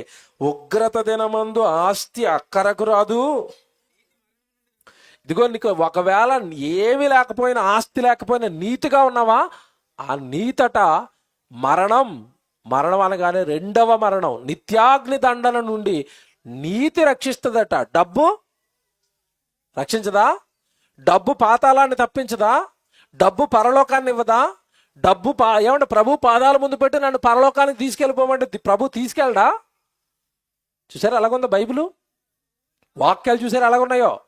వాక్యం ఎలా ఉంది, మన జీవన విధానం ఎలా ఉంది, వాక్యం ఎలా ఉంది, మన జీవితాలు ఎలా ఉన్నాయి. పిల్లరా, మనకి ఎవరో చెప్పక ఈ మట్టి మాయలో ఉండిపోయాం ఎంతకాలం. మట్టి అండి ఇది. మీరు ఏ వస్తువైనా తీయండి. వస్తువులు అనేసరికి అండి చాలామంది ఇష్టం అండి, చాలా ఇష్టం. కొంతమంది కార్లు ఇష్టం, ఏమంటే కొంతమందికి వాహనాలు ఇష్టం. కొంతమంది ఆడపిల్లలు ఉన్నారంటే ఇంట్లో ఉన్న కిచెన్లు, ఫ్రిడ్జులు, ఆ గుండుగులు, ఆ డేగిసాలు, అలా అసలు తెల్లారులు వేస్తే వాళ్ళ మనసంతా దాని మీదే. అప్పుడప్పుడు చూడండి, పక్కింటి వాళ్ళకి కూర వేసి ఇస్తారండి గిన్నె. ఆ గిన్నె ఇంట్లోకి వచ్చేంతవరకు ఇవి నిద్రపోదు. ఆవిడ ఇవ్వలేదంటే 3 రోజులు ఆగుతుంది అంతే. 4వ రోజు ఈవిడ అడిగేస్తుంది వెళ్ళి, కూర వేసి ఇచ్చాను గిన్నె ఇవ్వలేదు. ఏంటి ఆ గిన్నె అంతా 3 రూపాయలు గిన్నె, 4 రూపాయలు గిన్నె. ఆ గిన్నెల కోసం గొడవాడుకునే వాళ్ళు, ఆ గిన్నెల కోసం మాట్లాడుకోవడం మానేసిన వాళ్ళు, ఆ 3 రూపాయల గిన్నెల కోసం రోడ్డు మీదకి వచ్చి కొట్టుకున్న వాళ్ళు లేరా? ఏంటి దేన్ని ప్రేమిస్తున్నావు నువ్వు? ఏంటి ఒక 10 రూపాయల గిన్నె కోసం ఒక బంధాన్ని పోగొట్టుకుంటావా? వాళ్ళతో ఉండే ప్రేమను పోగొట్టుకుంటావా? శత్రువులుగా మార్చేసుకుంటావా? ఏం గిన్నె అది? 10 రూపాయల గిన్నె. 10 రూపాయల గిన్నె కోసం గొడవ, ఏమంటే 6 లీటర్ పాలు కోసం గొడవ, ఆస్తులు పంచుకునేటప్పుడు ఒక గజం వీడు జరిగాడని ఒక గజం కోసం గొడవ, రక్తపు పాతాలండి కొట్టుకోవటం. అసలు ఏమర్థమైంది నీకు బైబిలు? ఏమర్థమయ్యాడు దేవుడు? ఎందుకు ఈ మట్టి కోసం ఈ వెంపర్లాడటం? ఎందుకు ఈ మట్టి కోసం నీ జీవితం? ఇదిగో దేవుడికి గనక కోపం వస్తే, ఉగ్రత వస్తే, ఆ ఉగ్రత దినమందు నీ ఆస్తి ఆయన ముందు దేనికి రాదట? అక్కరకు రాదు. ఇగో నీకున్న ఆస్తి నీ మరణము నుండి నిన్ను రక్షించదు. మరి ఏది రక్షిస్తుంది? నీతి. నీతి అంటే అబ్రహాము దేవుని నమ్మెను, అది అతనికి నీతిగా ఎంచబడిను. నువ్వు దేవుని నమ్మి నీతిగా, న్యాయంగా ఏమన్నా లేకపోయినా బ్రతుకు. ఎవడు బైబిల్లో బెస్ట్ ఎగ్జాంపుల్ జ్ఞాపకం చేస్తాను మీకు. ధనవంతుడు ఉంటాడు, లాజరు ఉంటాడు. ఉన్నారా? ధనవంతుడికి అన్నీ ఉన్నాయి, లాజర్కి ఏమి లేవు. తినడానికి తిండి లేదు, కట్టుకోవడానికి ఏమి లేవు, బట్టలు లేవు. చివరికి అతను ఉండడానికి కూడా నివాసం లేకపోతే ఆ ధనవంతుడు వాకిట పడి ఉన్నాడు. తెలుసు కదా మీకు, బైబిల్లో లోకాసువార్త 16 అధ్యాయంలో ఉంటుంది. నేను మాట్లాడుతాను, ఈ ధనవంతుడు అనగానే వాడికి అన్నీ ఉన్నాయి. అన్నీ ఎందుకు ఉన్నాయంటే దేవుడి కంటే బాగా వాడు దేన్ని ప్రేమించాడు? మట్టిని ప్రేమించాడు. తింటున్నాడట, త్రాగుతున్నాడట, ఊదా రంగు వస్త్రాలు వేసుకుంటున్నాడట. ఏమంటే చివరికి వాడి జీవితం అంతా వాడికి ఇష్టానుసారం బ్రతికేసాడండి, చచ్చిపోయాడండి. చచ్చిపోయిన ధనవంతుడు ఎక్కడికి వెళ్ళాడు? ఎక్కడికి వెళ్ళాడు? నరకానికి వెళ్ళిపోయాడు. ఏమీ లేకుండా భక్తిగా బ్రతికిన లాజరు గారు ఎక్కడికి వెళ్ళిపోయారు? దేవదూతలు వచ్చి అబ్రహాము గారి రొమ్మును ఆనుకొనుటకు కొనుపోబడ్డాడు పరదేశికి. వీడు నరకానికి పోయాడు, ఆయనేమో పరదేశికి పోయాడు. ఏమన్నా ఇద్దరికి తేడా మీరు గమనిస్తే, భూమి మీద మనలాగే ఉన్నాడు, సామాన్యుడిగా, ఏమీ లేనివాడుగా. ఇక్కడ ఆస్తి ఉంది వీడికి, ఆస్తి ఉన్నవాడు నరకానికి పోయాడు. ఏమీ లేని లాజరు గారు పరదేశికి పోయాడు. అంటే నీతి మరణము నుండి ఏం చేస్తుంది? రక్షిస్తుంది. ఈ ధనవంతుడికి నీతి లేదా? లేదండి, నీతి లేదు. బాగా వినాలి. ఎవడు మీరు బైబిల్ చాలాసార్లు చదివారు కదా. ఈ ధనవంతుడు చేసిన నేరం ఏంటి చెప్పండి బైబిల్ ప్రకారం? వ్యభిచారం చేశాడా? దొంగతనం చేశాడా? ఏం చేశాడో తెలుసా? అసలు ధనవంతుడు చేసిన నేరం ఏంటో కూడా తెలియదు చాలామందికి. వాడు చేసిన నేరం ఏంటో తెలుసా? 16వ అధ్యాయము అక్కడే 25లో ఉంటుంది. అబ్రహాం అంటాడు, నా కుమారుడా, నీవు నీ జీవిత కాలమందు నీకిష్టమైనట్టుగా సుఖమును అనుభవించితివి. ఇదే కేసు. ఎలాగుంది ఇది కేసు? ఇప్పుడు ధనవంతుడి మీద ఫైల్ అయిన కేసు ఏంటి అనుకుంటున్నారు? శిక్షకే. వ్యభిచారం కాదు, దొంగతనం కాదు, మర్డర్ కాదు. ఏంటి కేసు? ఏంటి? నీ జీవిత కాలంలో నీకిష్టమైనట్టుగా సుఖాన్ని అనుభవించడానికే పుట్టాననుకుని బతికేశావు. అంటే ఇప్పుడు మీకు ఈ మాట ప్రకారం మనం కూడా నా జీవితం అంటే నా ఇష్టం అండి, నేను గుడికి రానండి, మీ దిక్కున్న చోట చెప్పుకోండి అంటున్నారు అనుకోండి. దేవుడు కూడా నువ్వు రా రా వస్తావు కదా అయ్యగారి ప్లేస్కి. ఎక్కడికి? ధనవంతుడి ప్లేస్కి. నా ఇష్టం అన్ను, నేను రా, నన్ను గొడవాడు సేవకుడి మీద తిరుగు, ఊరి మీద పడి, పెళ్ళిళ్ళకి తిరుగు, ఊరి మీద పడి తిరుగు, సంపాదన తిరుగు, ఉద్యోగాన్ని తిరుగు, దేవుడొద్దు, గుడొద్దు, ప్రార్థన వద్దు, తిరుగు, నీ ఇష్టం, నీ జీవితం. కానీ కేసులు బుక్ అవుతున్నాయి. గుడికి రావడం లేదు, దేవుడు పనిచేయటం లేదు, దేహం దేవుడిలో ఉండటం లేదు, దేహము భయంకరమైన వ్యసనాలకు అలవాటు పడిపోయింది. సంవత్సరాలు వెళ్ళిపోవడం, ఆ వ్యసనాలు విడిచిపెట్టడం లేదు. ఈ మట్టి మీద ఉన్న ప్రేమను తగ్గించుకుని దేవుడి మీద ప్రేమ పెంచుకోవడం లేదు. ఇవన్నీ కేసులు ఫైల్ అయి ఎప్పుడైతే మనం మరణంలోనికి వెళ్ళిపోతామో వెంటనే మనం ఎక్కడికి వెళ్తాం? నిత్యాగ్ని దండన. నేనెందుకు వచ్చేసాను ఇక్కడికంటే సేమ్ వాడికి వేసిన డైలాగే మనకేస్తాడు. ఏమని? అప్పాపురం గ్రామంలో నీ ఇష్టానుసారం సుఖాన్ని అనుభవిస్తూ బ్రతికేవు, అందుకే నరకానికి వచ్చావు. సేమ్ డైలాగ్, ఇంకా డైలాగ్ ఏం మారదు. ఇప్పుడు నువ్వు వ్యభిచారం చేయాల్సిన లేదు, దొంగతనం చేయాల్సిన లేదు, నరహత్య చేయాల్సిన అవసరం లేదు. దేవుడికి నీ జీవితాన్ని ఇవ్వకుండా నీ ఇష్టానుసారం దేవుడిచ్చిన చక్కటి దేహాన్ని, చక్కటి ఆయుష్కాలాన్ని, తెలివిని, బుద్ధిని, ఈ శరీరంలో దేవుడు పెట్టిన యవ్వన బలాన్ని నీ కోసం, లోకం కోసం ఖర్చు పెట్టేస్తానంటే అదే కేసై నరకానికి వెళ్తావు. చాలామందికి తెలియదు ఇది. నేనేం చేయట్లేదండి నేరాలు, నేనేం చేయట్లేదండి పాపాలు, నేను ఎక్కడికి రానండి, నేను మా ఇంట్లో కూర్చొని టీవీ చూసుకుంటా కూర్చుంటానండి. టీవీ చూడడానికి పుట్టావా? మందు తాగడానికి పుట్టావా? లోకంలో పడి తిరగడానికి పుట్టావా? జీవితం ఇచ్చిన దేవుడు ఊరుకుంటాడా? పిల్లరా, వస్తువులా నీకు ఇష్టం? లోకంలో ఉన్న ఈ పొలాలు, ఇల్లులు, బంగారం, మట్టి, ఇదంతా నీకు ఇష్టమా? దీన్ని హత్తుకుపోయావు. తప్పు చేస్తున్నారు. జీవితం ఇచ్చిన దేవుడు ఊరుకోడు. ఈ జీవితానికి లెక్క అడుగుతాడు. ఇవన్నీ నీ అవసరాల కోసం ఇచ్చాడు. డబ్బు కానీ, బంగారం కానీ, వెండి కానీ, లేదా వస్తువులు కానీ, ఇల్లు కానీ, పొలం కానీ, ఇవన్నీ నీ అవసరాలకి. అవసరాన్ని అవసరంలాగే చూడాలి తప్ప దాన్ని అత్తుకుపోవటం ఏంటండి దేవుడిని విడిచిపెట్టి? అననీయ సప్రాలు ఉన్నారు. ఎందుకు చచ్చిపోయారు చెప్పండి వాళ్ళు బైబిల్లో? అననీయ సప్రాలు చావు కారణం ఏంటి? పొలం అమ్మి దేవుడికి ఇస్తామని మాట ఇచ్చారు. పొలం అమ్మేంత వరకు బాగానే ఉన్నారు. అమ్మిన వెల ఎప్పుడైతే చేతుల్లోకి వచ్చిందో, అమ్మ బాబో ఇన్ని డబ్బులు ఇచ్చేయాలా దేవుడికి, అంతేనా? ఇంత ధనాన్ని పట్టుకెళ్ళి దేవుడికి ఇచ్చేయాలా? ఏదో 500, 50 రూపాయలు, 100 రూపాయలు ఇస్తే బాధ ఏమి ఉండదు. ఒకేసారి దేవుడికి 1,00,000 రూపాయలు ఇవ్వండి అంటే ఎలాగుంటుంది? అమ్మ మీకు మాట్లాడుతాను, ఏదో చిట్టి కట్టారు మీరు, చిట్టి పాటలు వేస్తారు కదా, చిట్టి కట్టుకున్నారు ₹1,00,000 వచ్చింది మీ అకౌంట్లోకి. పాస్టర్ గారు వచ్చి చర్చి పని ఉందమ్మా కొంచెం ఒక 50,000 అప్పు ఇవ్వండి అన్నాడు. ఇస్తారండి? చర్చికి దేవుడికి అనేసరికి 50,000 1,00,000 ఇలాంటి పెద్ద పెద్దవి అడగండి. దేవుడికి అడిగితే ఏం అడగాలి? దేవుడికి అడిగితే ₹50 ఇవ్వండి, ₹100 ఇవ్వండి, ఒక 500 ఇవ్వండి, గట్టిగా అంటే ₹1,000 ఇవ్వండి. మీటర్ దాటిందంటే మేము ఊరుకోం. ఎవరికి? దేవుడికి. అలాగా ఏమండి ఆ ₹1,00,000 ఇంట్లో ఉన్నాయి. ఏదో చిన్న దోమ కుట్టింది. ఏ దోమ? డెంగ్యూ దోమ. జ్వరం వచ్చింది, తగ్గట్లేదు. వినుకొండ హాస్పిటల్కి తీసుకెళ్ళిపోయారు. నిన్ను ఐసీయూలో పెడితే కానీ బతకవు అన్నారు. అర్జెంటుగా పెట్టేయండి అంటావు. 30,000 కడితే లోపల వేస్తారని అన్నాడు అనుకోండి. లేదండి అన్ని డబ్బులు మా దగ్గర లేదు, ₹30 ఇస్తాను అంటావా? అంటారండి? 30,000 కాదు, 3,00,000 అయిపోయినా కట్టేస్తాను, అర్జెంటుగా నన్ను ఎక్కడ వేయాలి అటుకెళ్ళి ఐసీలు వేసేయండి. ₹1,00,000 అవుతుందమ్మా తగ్గేసరికి. 2,00,000 పోనివ్వండి, నాకు మాత్రం ఏమి ఇక్కడ ఎంత అడిగితే ఇవ్వలేదు. ఇప్పుడు నువ్వు దేన్ని ప్రేమిస్తానో బాగా, దేవుడినా నీ దేహాన్నా? దేదంటే ఇష్టం మనకి? చూసారండి, దేవుడు ఎక్కడెక్కాడు మనకి. ఆయనేమో నా పిల్లలు నరకానికి వెళ్ళిపోతారని ఆయన కొడుకుని యేసుక్రీస్తుల వారిని లోకానికి పంపేసి సిలువలో ఎంత హింసండి యేసుక్రీస్తుల వారు మన కోసం పొందాడు. ఆయన అన్ని బాధలు పడి నీకు రక్షణ ఇస్తే నీ వలన అయింది కూడా ఈరోజు నువ్వు దేవుడికి చేస్తావా? చెయ్యు. నీ శక్తి లోపం లేకుండా, దేవుడు చెప్పిన మాట బైబిల్లో చెప్తున్నాను, నీ శక్తి లోపం లేకుండా, నీ సామర్థ్య లోపం లేకుండా, నీ చేతికి వచ్చిన ఏ పనైనా సరే చేసేరా బాబు, నువ్వు పోయే పాతాళంలో పనేమీ లేదన్నాడు అక్కడ. అంటే నువ్వు పని చేస్తే ఎక్కడ చేసుకోవాలి? ఇప్పుడు దేవుడి పని భూమి మీద ఉండగా చెయ్యాలి. ఆ పని చేద్దామంటే నీదేమో ఒక దగ్గర లాక్ అయిపోయి ఉంది. ఎక్కడ? మట్టి, డబ్బు, బంగారం, ఇల్లు, పొలాలు, ఆస్తులు, స్టేర్ వేసావు, పైన ఇంకోటి వేయాలి, ఆ పైన ఇంకోటి. ఎప్పుడుకి దేవుడు పని చేస్తావు? ఇక నువ్వు నీది మొత్తం దానికి వ్యసనం అయిపోయి ఉంది. మట్టితో లాక్ అయిపోయి ఉండిపోయింది నీ మనసంతా. ఈ మట్టి లోకం మీద మమకారంతో ఉండిపోయింది.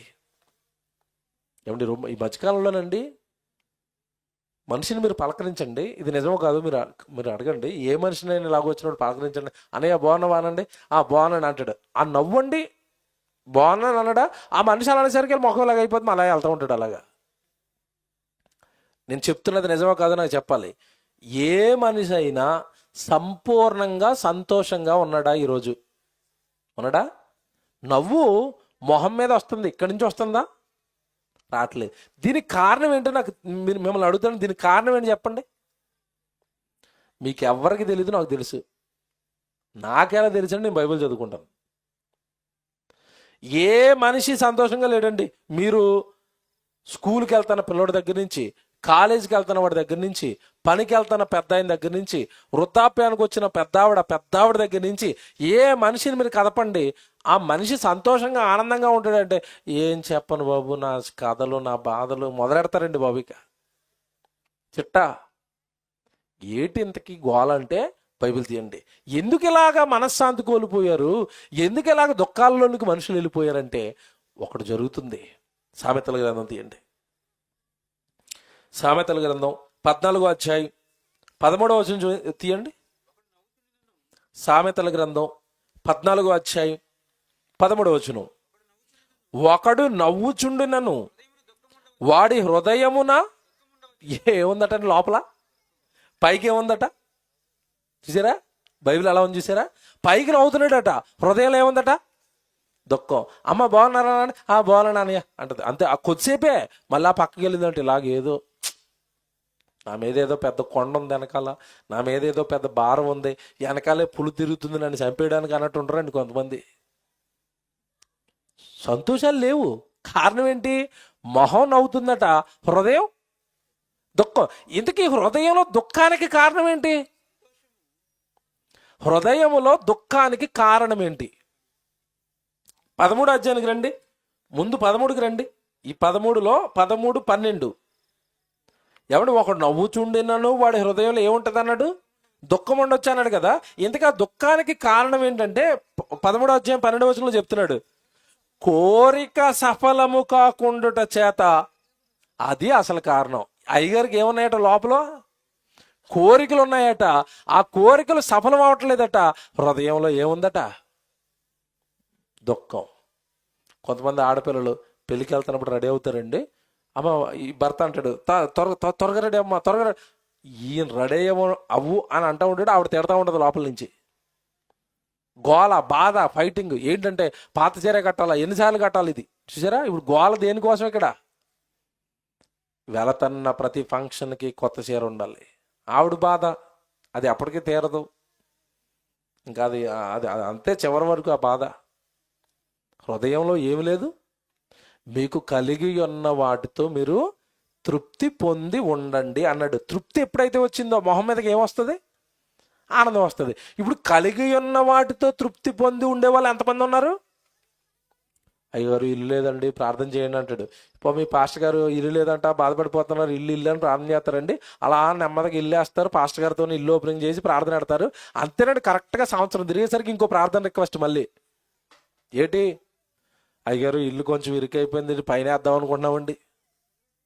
మళ్ళీ దానికి ప్రార్థన. ఆ పైన వేసిన తర్వాత ఇంకో ఆ పైన, ఇంకా అలా వేసుకోవటమే. మనసుకి ఎప్పటికీ తృప్తి అనేది ఉండదు. హృదయం నిండా కోరికలు పెట్టుకుని పుట్టించిన దేవుణ్ణి పక్కకు పెట్టి ఈ కోరికలు తీర్చుకోవడానికి మట్టి లోకం మీద పడిపోయి మనిషి అండి ఎవడు క్రూరుడుగా, దేవుడి దగ్గరికి సహితం రాలేనివాడుగా, దేవుణ్ణి సంతోషపెట్టలేనివాడిగా మట్టి పాలైపోయిందండి మనిషి ప్రాణం. ఈరోజు మట్టి పాలైపోయిందండి. ఎంత బాధపడుతున్నాడు చూడండి దేవుడు. ఎంత బాగా చెప్తున్నాడు చూడండి మన హృదయంలో ఉన్నవన్నీ దేవుడు. కనుక ప్రియులరా, మనం హత్తుకోవలసింది మట్టిని కాదు. బర్నబా గారు చెప్పారు కదా, మనం ఎవరిని హత్తుకోవాలట? దేవుడిని హత్తుకొని ఉండండి. దేవుడిని హత్తుకోనండి, మట్టిని కాదు హత్తుకోవాల్సింది. అన్ని ఇచ్చింది ఆయన. ఒకవేళ నువ్వు మట్టిని హత్తుకుంటాను, ఈ లోకాన్ని హత్తుకుంటానంటే ఆయన చాలా సీరియస్ అయిపోయాడు బైబిల్లో. అది చూపిస్తాను. యోహాను గారు రాసిన మొదటి పత్రిక రండి. యోహాను గారు రాసిన మొదటి పత్రిక 2వ అధ్యాయం 15 చదవండి. మీరు చాలాసార్లు చదివారు కదా, ఇది జాగ్రత్తగా వినండి, నేను చెప్తాను ఇప్పుడు. ఇది యోహాను గారు రాసిన మొదటి పత్రిక 2వ అధ్యాయం 15వ వచనం. ఇదిగో ఈ లోకమునైనను లోకములో ఉన్న వాటినైనను దేన్ని ప్రేమించొద్దట? అమ్మ ఎంతమంది వింటున్నారు ఇది? ఈ లోకమునైనను, లోకములో ఉన్న బంగారమునైనను, వెండినైనను, డబ్బునైనను, ఇళ్లను, పొలాలను, ఆస్తులను, లోకమునైనను లోకములో ఉన్న వాటినైనను ప్రేమించకండి. ఇట్స్ మై కండిషన్ అన్నాడు. బాగా వినాలి. పరలోకంలో ఉన్న దేవుడిని ప్రేమించడానికి, పరలోకంలో ఉన్న దేవుడిని పూజించడానికి, పరలోకంలో ఉన్న దేవుడిని కీర్తించడానికి పుట్టిన నువ్వు ఈ లోకం మీద ప్రేమ ఏంటి? నీకు మట్టి మీద ప్రేమ ఏంటి? బాగా వినండి. లోకమునైనను లోకములో ఉన్న వాటినైనను మీరేం చేయొద్దు? ప్రేమించకండి. ఎందుకు చెప్తాడు తర్వాత. ఎవడైనాను లోకమును ప్రేమించిన ఎడల తండ్రి ప్రేమ వానిలో ఏమండి? ఇది ఎక్స్ప్లెయిన్ చేస్తానని వినాలి మీరు బాగా. లోకపు ప్రేమలో పడిపోయిన వాడికండి తండ్రి ప్రేమ ఉండదండి ఇక వాళ్ళలో. మీకు అర్థం కాడని చెప్తాను. తండ్రి ప్రేమ ఏంటంటే నిన్ను వలె నీ పొరుగు వాడిని ప్రేమించు. ఎందుకంటే వాడు నా కొడుకే, నువ్వు కూడా నా కొడుకే. ఇది దేవుడు. బాగా వినాలి. దేవుడు తండ్రి ఏం చెప్పాడంటే నిన్ను వలె నీ పొరుగు వాడిని ప్రేమించు అన్నాడు. ఎప్పుడైతే లోకాన్ని ప్రేమించామో మనలో ఏ ప్రేమ ఉండదు? తండ్రి ప్రేమ ఉండదు. తండ్రి ప్రేమ ఎప్పుడైతే మనలో ఉండదో మనం ఎవరిని ప్రేమించలేమండి. ఒక ఉదాహరణ చెప్తాను నేను. ఇద్దరు అన్నదమ్ములు ఉన్నారండి. ఒక అతనికి గవర్నమెంట్ ఉద్యోగం ఉంది. ఒక అతనండి పాపం చితికిపోయాడు. ఎక్కువ మంది ఆడపిల్లలు ఉన్నారు తమ్ముడికి. అన్నయ్యకి గవర్నమెంట్ ఉద్యోగం, పిల్లలు బాగా చదువుకున్నారు, పిల్లలు వెల్ సెటిల్డ్ అయిపోయారు.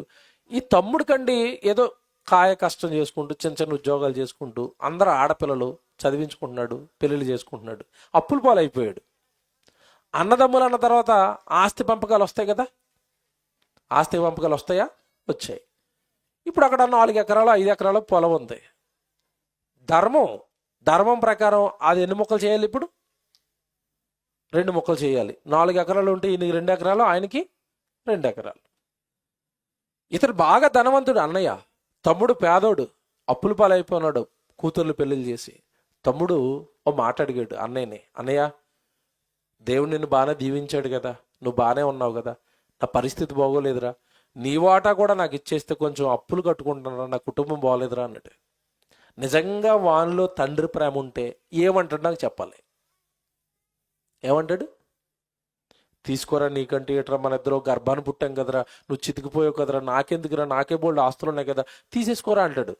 తండ్రి ప్రేమ వాళ్ళు లేకపోతే, మట్టి మీద ప్రేమ ఉంటే కుదరదు. నీ సావు నువ్వు సావు, నా ఆస్తి నాకు వచ్చేయాల్సిందే, నా 2 ఎకరాలు నాకు ఇచ్చే, నీ 2 ఎకరాలు నిన్ను.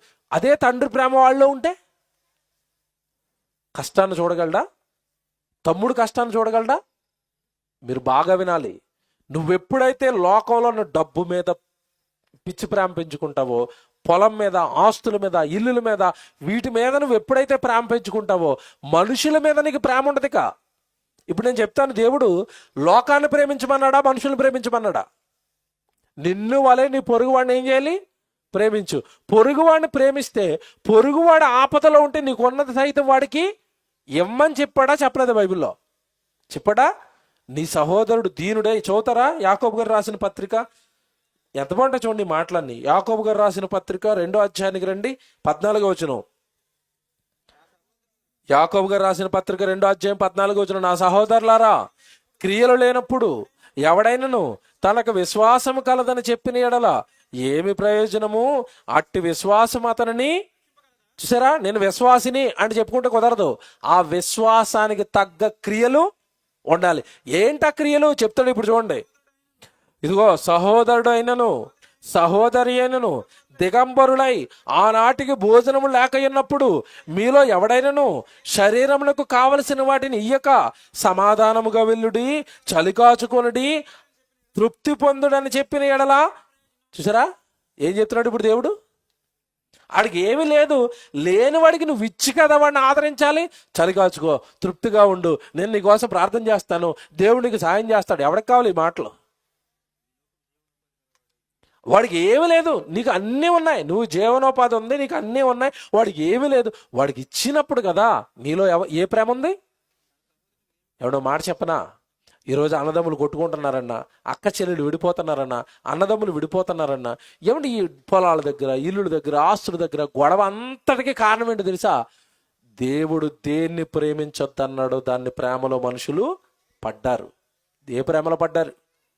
ఈ లోకమునైనను, లోకములో ఉన్న వాటినైనను మీరేం చేద్దన్నాడు? ప్రేమిస్తే నా ప్రేమ నీలో ఉండదిక. క్రూరుడిగా మారిపోతావు. ఆస్తి అంటావు, సంపద అంటావు, దానికోసం మనుషుల్ని వదులుకోవడానికైనా సిద్ధపడిపోతావు. ఒంటి పిల్లి రాక్షసులా మారిపోతావు నువ్వు.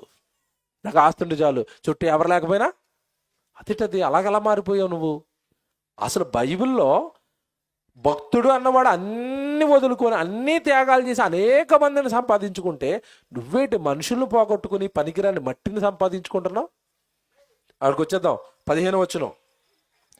మీరు ఈ లోకమునైనను ఈ లోకములో ఉన్న వాటినైనను ప్రేమించకండి. ఎవడైనను లోకమును ప్రేమించిన ఎడల తండ్రి ప్రేమ వానిలో ఉండదు. లోకములో ఉన్నదంతయు అనగా శరీరాశయు, నేత్రాశయు, జీవపుడంబమును తండ్రి వలన పుట్టినవి. చూసారా, ఇవన్నీ తండ్రి వలన పుట్టినవి కాదు.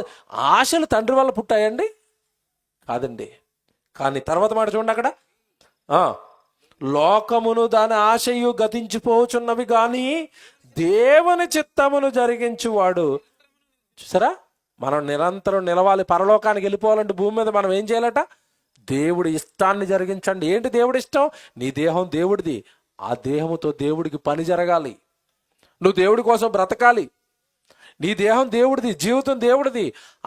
ఆ దేహం నుండి ఆయనకి కీర్తి, మహిమ రావాలని కోరుకుని జన్మించాడు. నువ్వేట ఆయన్ను గణపరచవలసిన నువ్వు ఈ లోకపు మాయలో పడిపోయి ఎప్పుడు డ్యూటీ సంపాదన. దేవుడు వద్దేటి? దేవుడికి ఇవ్వవేటి జీవితాన్ని? దేవుడి దగ్గరికి రావా? ఆ దేహంతో దేవుడు పని చేయవా? పోనీ సంపాదనలో ఏమన్నా దేవుడి కోసం ఇలాంటి మీటింగులు పెట్టి నా తండ్రి చాలా గొప్పవాడని బైబిల్లో ఉన్న వచనాలు ఏమన్నా సమాజానికి చెప్పిస్తావా? ఎటూ నీ జీవితం ఉపయోగపడక దేన్ని ప్రేమించయ్యా? ఇందులో పడ్డావు నువ్వు. దేవుడు ఊరుకుంటాడా? ఒకటే చెప్తున్నాను, ఇగో ఈ లోకంలో ఉన్న వాటినైనను మీరేం చేయొద్దు అంటున్నాడు, ప్రేమించొద్దు అన్నాడు. నా మాట వినండి, నేను వద్దు అన్న తర్వాత నువ్వు ప్రేమించావు అనుకోండి, బైబిల్ ప్రకారం అదేంటో చెప్పాలి నాకు. ఆజ్ఞ అతిక్రమం పాపం, పాపానికి వచ్చే జీతం మరణం. అంటే నిన్ను ఎక్కడేస్తాడు?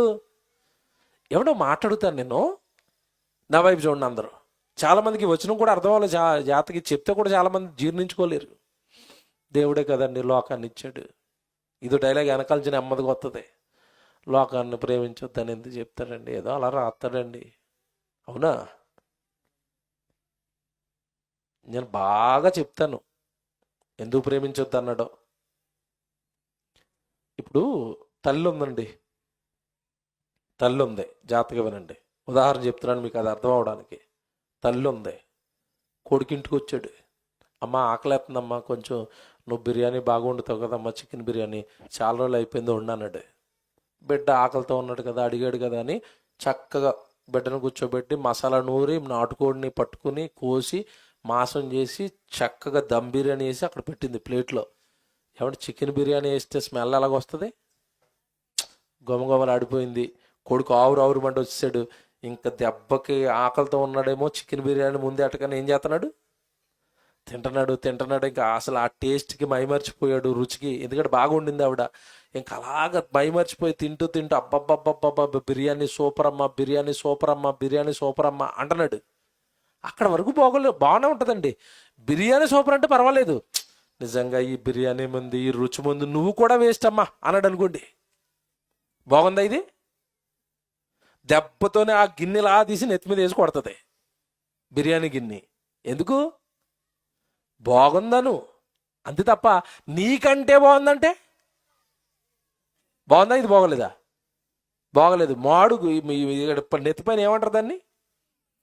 మాడు బొప్పు కడుతుంది ఇలాగా బిర్యానీ గిన్నెతో.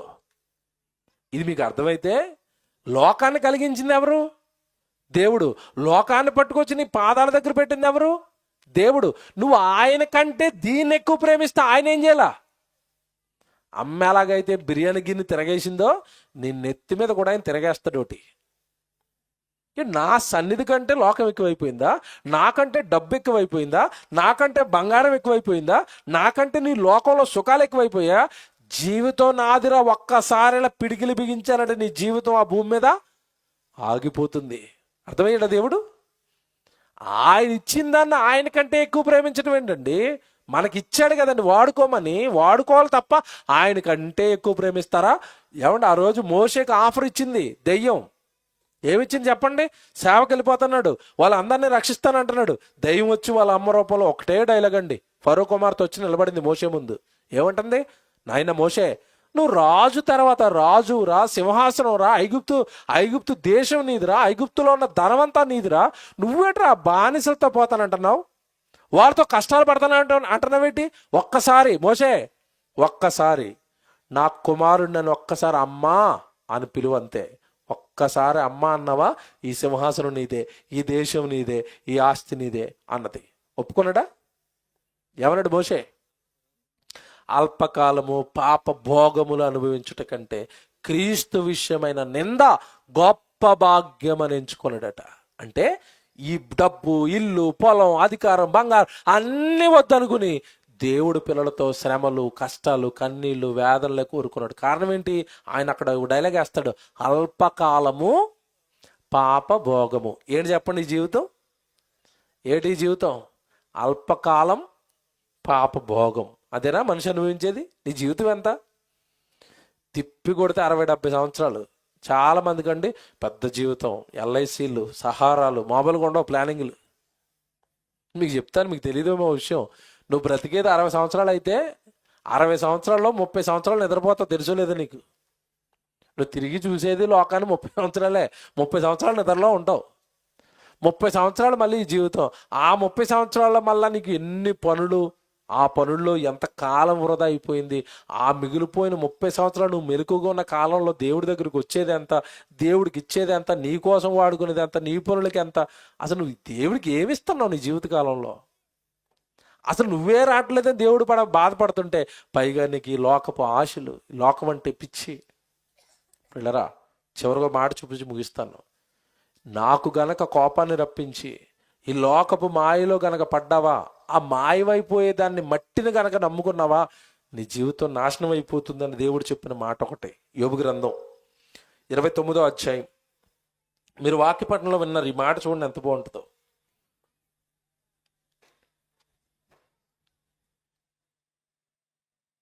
15వ అధ్యాయం అండి, క్షమించండి. యోబు గ్రంథం 15వ అధ్యాయం 29. యోబు గ్రంథం 15వ అధ్యాయం 29. కావున వారు భాగ్యవంతులు కాకపోదురు, వారి ఆస్తి నిలువదు, వారి సస్య సంపద నేలకు వంగదు, వారు చీకటిని తప్పించుకొనరు. ఇది అండర్లైన్ చేయండి. వాళ్ళకి ఏం తప్పుదట? చీకటి. వారు చీకటిని తప్పించుకొనరు, అగ్ని జ్వాల వారి లేత కొమ్మలను దహించును, దేవుని నూటి ఊపిరి చేత వారు నాశనమగుదురు, వారు మాయను నమ్ముకొందురు గాక, వారు మోసపోయిన వారు మాయయే వారికి ఆస్తిని నమ్ముకున్నారట, డబ్బును నమ్ముకున్నారట, చివరికి చీకటిని తప్పించుకోలేకపోయారట. అగ్ని జ్వాలలు ఎగిసిపడి వాళ్ళని కాలుస్తున్నాయట. ఏంటి తండ్రి ఇలాగైపోయారంటే, వాళ్ళు మాయను నమ్ముకున్నారు కొడుకు అంటున్నాడు. మాయ అంటే మాయ. మాయ ఏంటి చెప్పనా? వాళ్ళు మాయను నమ్ముకున్నారు అన్నాడు కదా. మాయ అంటే ఏంటి చెప్పనా? డబ్బు పెద్ద మాయ అండి. అవునా కదా చెప్పండి? డబ్బు పెద్ద మాయ. మీకు అర్థం కాదని చెప్తాను ఒక ఉదాహరణ. చిట్టి కడుతున్నాడు అనుకోండి, 1,00,000 రూపాయలు చిట్టి కడుతున్నంతసేపు ఏమనుకుంటాడు, నేను ఎప్పటికైనా లక్షాధికారిని, చిట్టి ఎత్తగానే ఎంత వస్తుంది, 1,00,000 వస్తుంది, 1,00,000 వస్తుంది, 1,00,000 వస్తుంది కలలుగా అంటాడు. ఒకానొక రోజు వచ్చింది 1,00,000. 1,00,000 వచ్చి అకౌంట్లో పడగానే అప్పుడు వచ్చాడు ఇంటి ముందుకి. 30,000 ఇవ్వాలి కదా, నిన్న చీటీ ఎత్తావు కదా అన్నాడు. ఈ 1,00,000 నుంచి ఎంత ఇవ్వాలి ఇప్పుడు అడిగి? 30 పోయింది. బాగా వినండి, నీ దగ్గర లేనంతసేపు ఏదో ఉందన్న భ్రమలో ఉంచింది. అది రాగానే 1,00,000 రూపాయలు ఆల్రెడీ 30,000 ఎగిరిపోయినాయి. ఎంత వచ్చింది అకౌంట్లోకి? 70 మిగిలింది. ఈలోపు ఆవిడ గారు వస్తుంది, ఏమండి మరి చిట్టి ఎత్తినప్పుడు నాకు బంగారం కొంటానన్నారు కదా, చెవులిలే అంటది. ఊరుకోదు, తీసుకెళ్ళాడు. ఓ 40,000 అయిపోయింది. ఇంక మిగిలింది ఎంత? 30. ఈలోపు పిల్లలు వచ్చి బట్టలు అంటారు, ఓ 10,000 పోయింది. ఇంక మిగిలింది ఎంత? 20. ఇవన్నీ ఖర్చు పెట్టే లోపండి మళ్ళీ చిట్టి కట్టవలసిన డేట్ వచ్చేస్తుంది. ఈ 20,000 మళ్ళీ 10,000 ఆడికి చిట్టి కట్టాలా. ఈ తెల్లారు చూస్తే 2 నెలలు గడిచేసరికి ఏముంది, 1,00,000 ఏది? మాయ. ఏటిదంతా? ఎవడి దగ్గర ఉండదు, ఎవడిని ప్రశాంతంగా ఉండనివ్వదు. అదే డబ్బు.